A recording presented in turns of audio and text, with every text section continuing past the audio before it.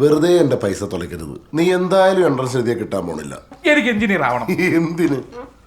അതൊന്നും എനിക്കറിയണം, പക്ഷെ എനിക്ക് എഞ്ചിനീയർ ആയേ പറ്റൂ. നിനക്ക് പഠിക്കാനുള്ള കഴിവില്ല മോനെ.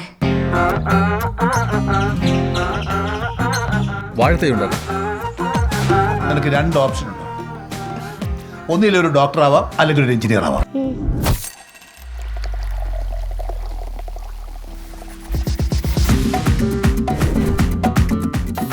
ഇപ്പോഴേ ഇങ്ങനെയാണെങ്കിൽ അവന്മാരൊക്കെ വലുതാവുമ്പോൾ എന്തായിരിക്കും? ഇവന്മാരൊന്നും ഈ ജന്മം നന്നാവത്തില്ല. ചുമ്മാതല്ല, ഒരിക്കൽ ചീത്തയായ പിള്ളേരാരും പിന്നീട് നന്നാവത്തത്. ടീച്ചർ രക്ഷയില്ലല്ലേ? അത്ര പ്രോത്സാഹനമല്ലേ കൊടുക്കുന്നു.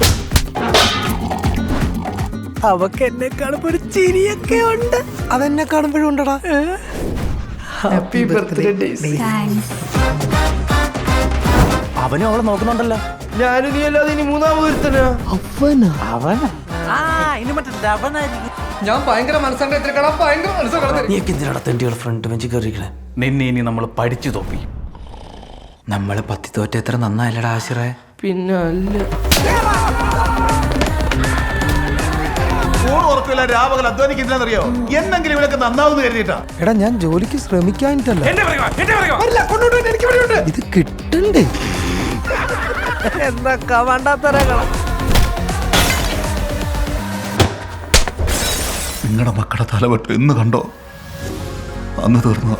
ഒരാൾ ഹീറോ ആവുന്നത് പ്രേമിച്ച പെണ്ണിനെ കിട്ടുമ്പോഴോ പഠിച്ച് ഡോക്ടറോ എഞ്ചിനീയറോ കളക്ടറോ ഒന്നും ആകുമ്പോഴല്ല.